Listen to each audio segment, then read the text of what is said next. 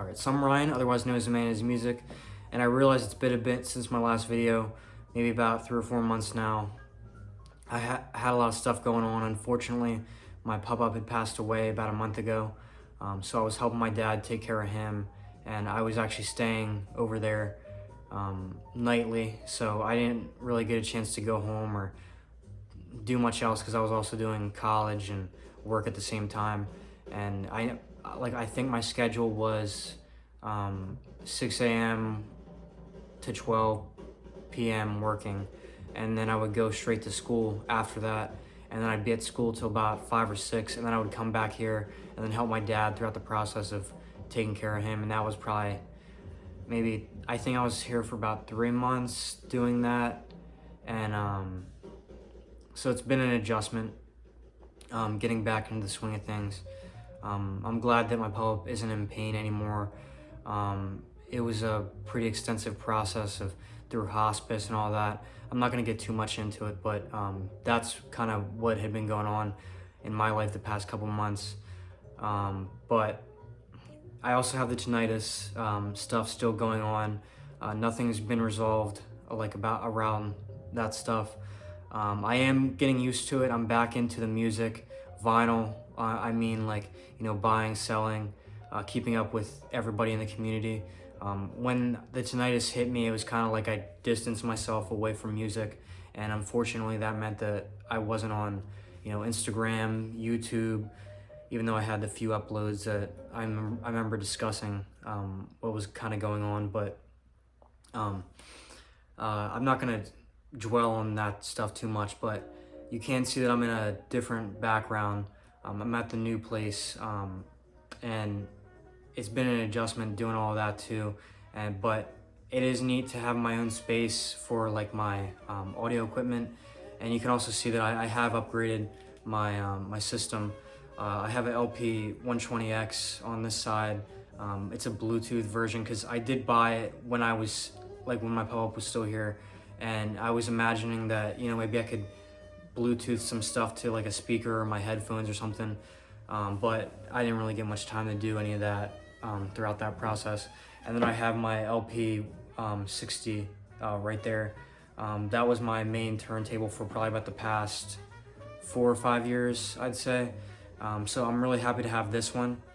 You can see the mat isn't the stock mat. It's the Herbie's Audio Lab. I forget the name of it. I have my paper right here because I wanted to talk about that a little bit. It's the Herbie's Audio Mat Way Excellent 2, and I had it. There's different sizes and stuff that you can get it cut up for your turntable. So for the LP 120X, I went with 4mm over 285mm, which seems pretty good because the mat that I had gotten with this in the beginning was a cork mat, and it ran over the edges, and I was just kind of screw it, I'll just spend the extra cash.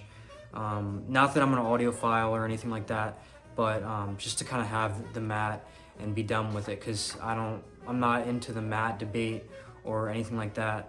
But I do really enjoy this mat. I think it makes a difference. I'm not sure whether people would consider my setup an audiophile setup. I did have a Iowa AIWA stereo system that I was using before at the other house, and that was my grandmother's back in the 90s. But that's what I was using for the past 4 or 5 years along with the LP 120. So then I had bought the Wharfdale 80th anniversary speakers in Chestnut, and I really enjoy those. I want to get them broken in because I hear that they're gonna be a lot better once they are. But that was one of the speakers that I had really focused on. DG Mono, Rich, one of my good friends, he has these, and he loves them. He says they're not perfect by any means, but they're really good speakers.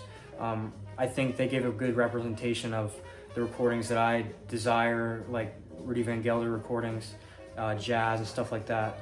But I do enjoy other music on these speakers too as well.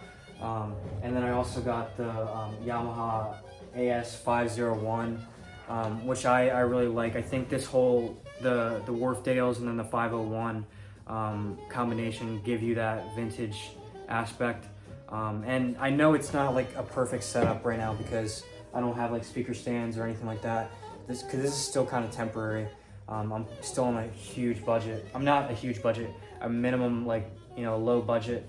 But this is what I wanted for a while, and I'm glad that I kind of caved and went along with it because, just with everything going on, this has kind of kept me in tune with myself and kind of kept me focused throughout the past couple months, especially after graduating college.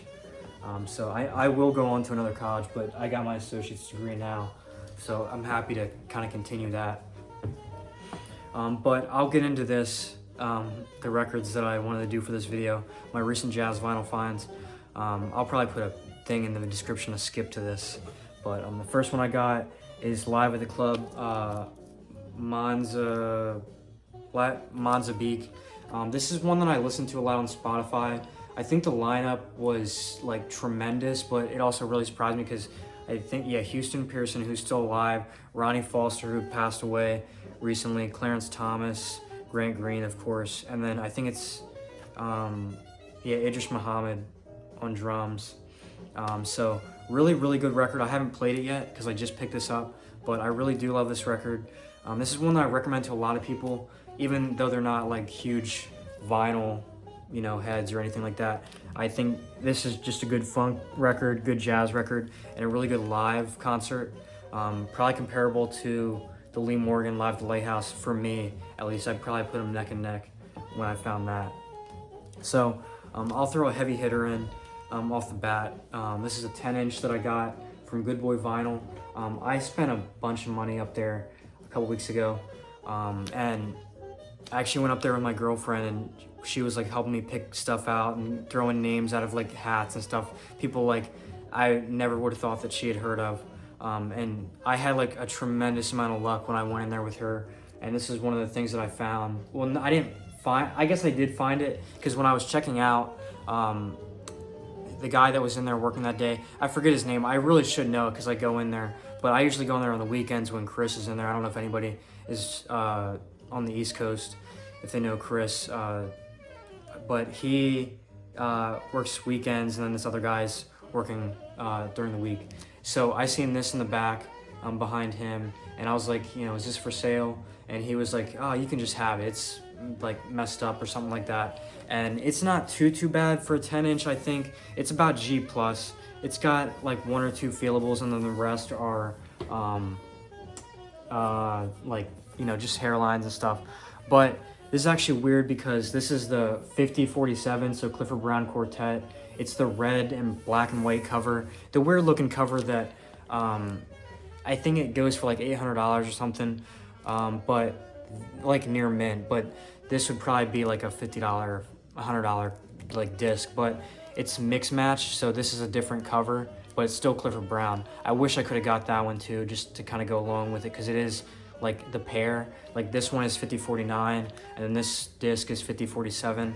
Although I did really want 5047 because that was the main one for me. Like it's more of like a quartet group. I think it is a quartet, yeah. That's the name of the record, Jazz Time Paris, Clifford Brown Quartet. And then this one is Gigi Grice Big Band. And I do like big bands, but I'm not a huge fan of them when it comes to like more of like, like these huge artists like Clifford Brown, Coltrane, stuff like that. I don't really like hearing them in a big band setting. I want to hear, what they can come up with kind of in a smaller group, so you kind of get more of their creation, ideas and stuff like that, because I feel like it just flows better. But so he gave that to me for free. I'm super happy I got that. That really made my day, getting that one. So the next one I got here is Blossom Dearie sings Rootin' Songs. This was a promotional record for like a root beer company. I forget the name of the root beer company, but it was kind of weird because there's no back to it. It's just, it's got the front, and then the label also, maybe it's Hire's Root Beer or something like that. That's what's on the label. But this isn't a great copy. It was graded VG+, but it ended up being like G+ or VG-. I love a lot of the songs on here, and this is like during her hiatus from, well, yeah, during her recording hiatus, because she was on Fontana after Verve, and then she went to Daffodil, her own record label. But this was like the in-betweener between, I think, Verve and Fontana when she went overseas and was doing stuff over there. But I really like that record, although I do want a cleaner copy at some point. Next one I got is A New Sound, A New Star, Jimmy Smith, The Organ, Volume 1, 1512. Clean copy, maybe like weak VG minus. It is a New York, USA labels, has the ear and all that. Fairly cheap record to get, because I mean, not a lot of people go for Jimmy Smith, but I think this is a good record because the lineup still has, you know, the guitarists and stuff. You have Thornell Schwartz, Bay Perry, Donald Bailey, and of course Jimmy Smith. A lot of good tracks on here. Probably my favorite selection for a Jimmy Smith album. A lot of Jimmy Smith albums kind of have like these novelty-ish tracks, for me at least, in my opinion, but that one kind of had a lot of standards that I preferred, things that I haven't really heard a take on, stuff like that. So next one I got is one that might surprise people. This is the David Grisman Quintet. I think I would call this jazz, because you got Tony Rice on here, and Tony Rice had like a jazz spin on bluegrass and approach and stuff like that. So this is one that I kind of didn't know anything about, but I knew who Tony Rice was. I like Tony Rice's playing, kind of what I'm going for, like striving for in terms of guitar style. But this really surprised me because I didn't know Tony Rice was on it until I put it on the table. I love this record, no vocals, but it does have a jazz approach, and you know, it's got swing to it, I think. Tony Rice really did like Miles Davis and Coltrane and stuff like that, and Bill Evans, of course. So I think it's neat to hear a different, you know, selection of tracks, because I knew like Tony Rice's like few solo albums, not solo albums, but you know, albums that he did with a few other guys, like Grateful Dead members and stuff. And I liked how they did like Nardis. I think they did like a Sonny Rollins tune. I think they did Equinox too, or something like that. But I really like that record. I have another one in here that kind of goes with that, I think, at least. Next one I got is Up at Minton's, Volume 1, Stanley Turrentine. This isn't a first pressing, but this is a deep groove, both sides, New York, USA labels.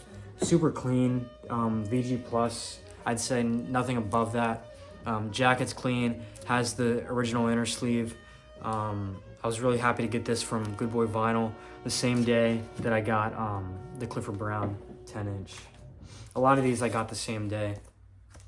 Most of these I've got from Good Boy Vinyl, because I also made another trip up there too about a month ago. This is Woody Shaw, Tokyo, 1981. This is an Elemental Music release. Not sure, you know, too much about the information, anything like that. Like, I don't think it's an RSD release, because, you know, Elemental does a lot of the RSD jazz releases. But really enjoyed this one, although I think I could have done okay with a CD release for that. Next one I got is Jazz in 3/4 Time, Max Roach. You know, I think a lot of people know about this one, but I don't have a first pressing for this. This is the Mercury stereo, like probably like a second stereo pressing. Although I'm okay with the Mercury pressings, because I think they sound better than Emersy. But I know some people might disagree with me on that. Next one I got is Sea Autumn, Lee Morgan. I think the first track was Seora, I think it's Seora off of like Cornbread, but this is a live recording. It's just Seora, like the version of that he had on Cornbread. But this is kind of neat because it kind of went under the radar. I think it was in my want list, but I didn't even like pay much attention to it. I just kind of throw stuff on my want list and don't really look back at it. But I got to listen to that. And then here's Louis Bellson. Neat lineup here. I think Zoot Zims plays tenor. And then Louis Bellson is drummer. Don Abney, piano. Charlie Shavers, trumpet. George Vivier or whatever on bass. A lot of tracks on here, I think they're just short. This is a neat release because I think this comes in at the time when you don't really hear this type of sound, or like you don't see like a drummer leading a session, maybe like Gene Krupa or something. But that's kind of, like not, I mean, you have like vocalist sessions and stuff too, but that he did, but something like that wasn't really like out there in the mid-50s on the Clef label, in my opinion. Next one I got is Supernova. Don't really need the new reissue of it, so I paid $10 for this one. Super clean, Black Bee, not the first pressing though. Next one I got, Call the Wildest, Louis Prima and Keely Smith. I don't know why I was about to say Kay Peel or something like that, like the comedians. But yeah, this one was at Good Boy for like $10 and I had to grab it. Especially because my girlfriend's into like soundtracks and stuff. And I think When You're Smiling, like that medley that they do in the beginning, I think a lot of the Louis Prima stuff is on like movie soundtracks. And I think I threw this on when we got back. And I think that kind of surprised her because she didn't really know what it was. Next one I got, I said this was all jazz, but it's not. But I got John Wesley Harding, Bob Dylan. I'm really big into Bob Dylan, especially lately. I like a lot of his tracks and songs and stuff. I try to play them on guitar when I can. Next one is Bobby Timmons, Little Barefoot Soul. Got that from Good Boy, and that's a regular stereo pressing. Next one I got is the Harold Arlen Songbook, Ella Fitzgerald, Verve, MGM pressing though, so no deep groove. And I kind of look at this like a Johnny Mercer songbook too, because it's got a lot of Mercer's songs, and I do have the Mercer songbook album for Ella, but I like having that too, because you got Come Rain, Come Shine, a few other ones too that they co-wrote.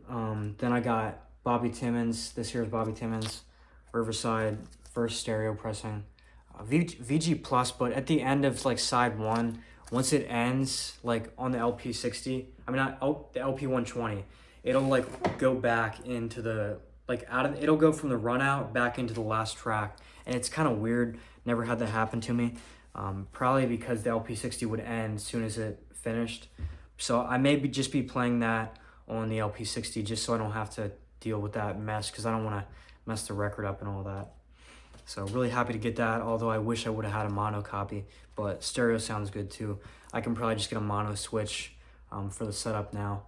But next one I got is Blowing the Blues Away. I had an original of this, but it was beat. Sold it on Instagram for like $5. And I picked this up from a shop in North Carolina, like their site. So I got this and a few others from there too. They had like a sale going on for Easter. So I grabbed this. Super clean. Original jacket, but just no ears. And then no deep groove, of course, if you don't have an ear.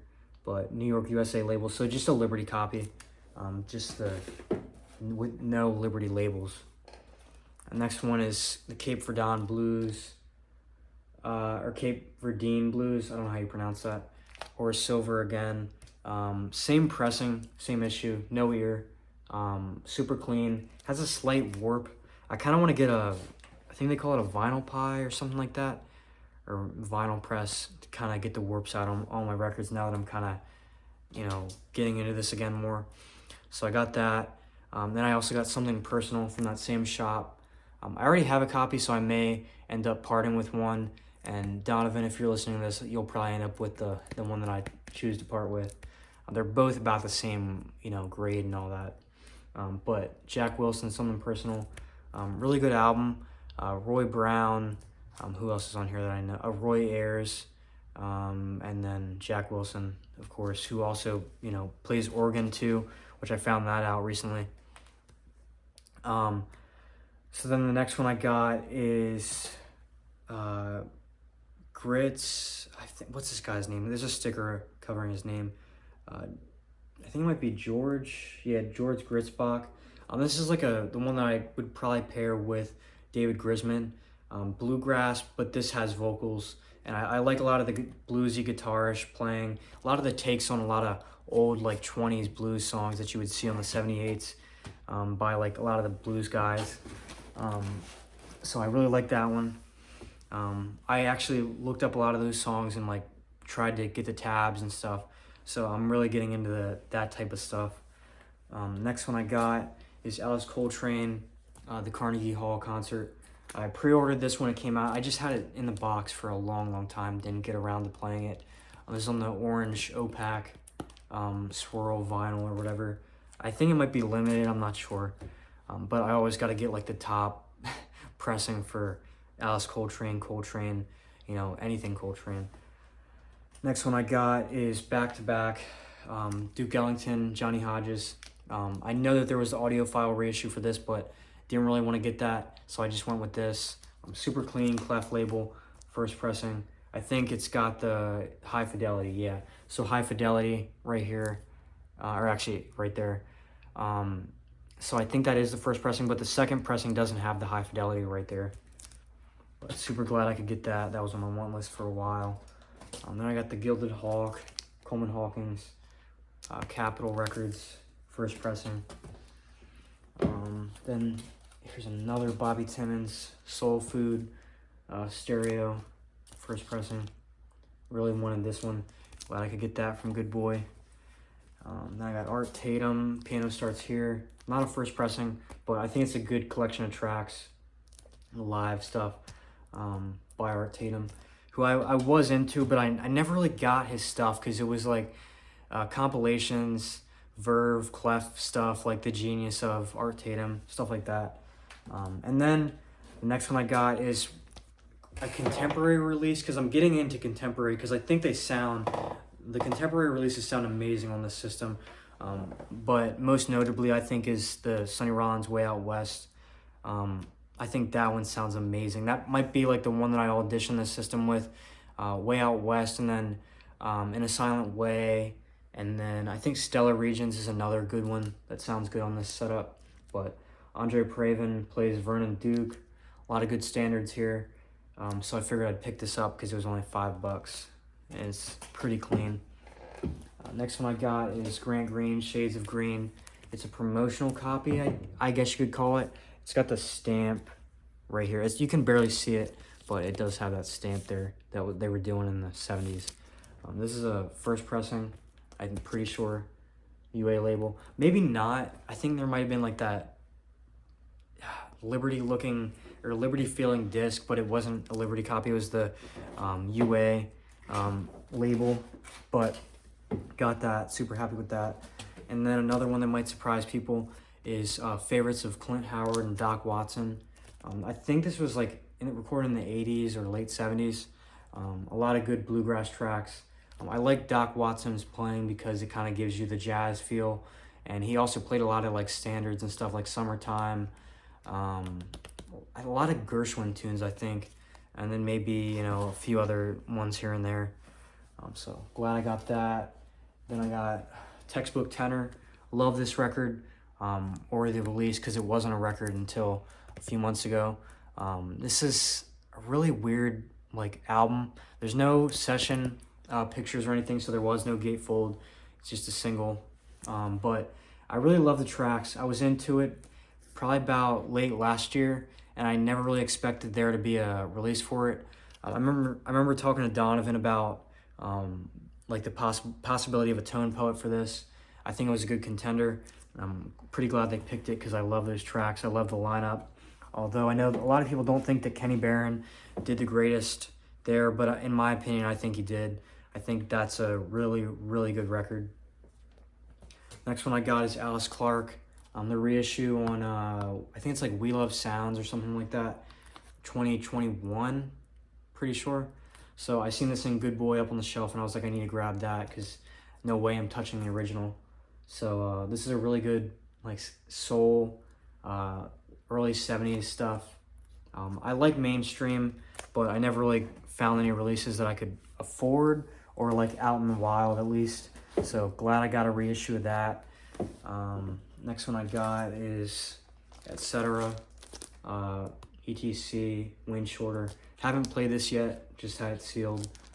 But this was one that was pretty hard to get a hold of. So found that at Good Boy for $39, so I grabbed that too. And then the last one I got is Ella Fitzgerald Sings the Gershwin Songbook. I have a France copy from like the 80s, but this is like the MGM pressing. There's a few deep groove pressings in here, which kind of surprised me, but I have like started, cleaning them, and there's two on the top that I haven't cleaned, but I've, been putting them in MoFi sleeves and all that, so I need to get around to finishing that. But before I end the video, I also want to, show a release that I picked up on CD from my good friend Aiden Buck, who's got his own group. This is probably one of the things that I was like hoping would happen. Like one of my friends would release an album, but he's got his group Summit Blue with Hannah Harder on tenor, Aiden, of course, on trumpet, Zach on keyboard, Patrick on electric bass, and then Riley on drums and cymbals. A lot of good tracks on here that I think, you can keep listening to them over and over again. I think most people would think that, somebody's first album might not be, where every track is amazing, but this one is. Totally, I was going to say totally surprised me, but it really didn't, because I know how good Aiden is. I know how good his friends are. I've seen like videos and stuff on YouTube, and then of course his Instagram. But I think my favorite is Shifting, Green Gables, and then maybe Beyond Midnight. But of course Aiden wrote Shifting, and then Hannah wrote Green Gables. So I really, really love this release, and I encourage everybody to go check him out. I'll tag him in the description and all that. And then, you know what? Just because I'm feeling like this, I'm going to go ahead and do a giveaway, because he sent me 3 copies. So I'm going to do a giveaway for his album, kind of get some light shown on it. I think it'd be a cool idea to do that too. So I'll do the stuff in the description, how you get the release and all that, if you stuck around to the end of the video. And then I'll also throw in a sticker that he sent out as well to all of us. So I think that'll be a pretty neat thing to do. But really, really happy that he could get an album out. And then I also got another friend who's working on an EP, but his stuff is kind of more like rock, not a jazz group by any means. He's got more of like a Deftones feel. One of my good friends that I went to high school with. So once he gets that out, I'll probably, put that on here too as well, because I think that stuff is really good too. I'm into everything, but like I said in the beginning of the video, jazz is my like main hobby. I like not just the music, but like the history and stuff like that. So that's why I kind of focus on it with the YouTube channel. So just want to thank everybody for watching, because I know it's been a bit, and maybe some people have kind of forgotten about me because it's been so long. But we will be getting around to doing another podcast, me and Donovan. But he's still in his last couple weeks of school, and then like I said, I've finished college, but I will go on to another college to get my bachelor's. So just want to thank everybody for watching again. And then my next video will probably be maybe I'll do a more in-depth dive on the setup, or maybe I'll do some more Coltrane stuff, because it's been a while since I've done that. So thank you.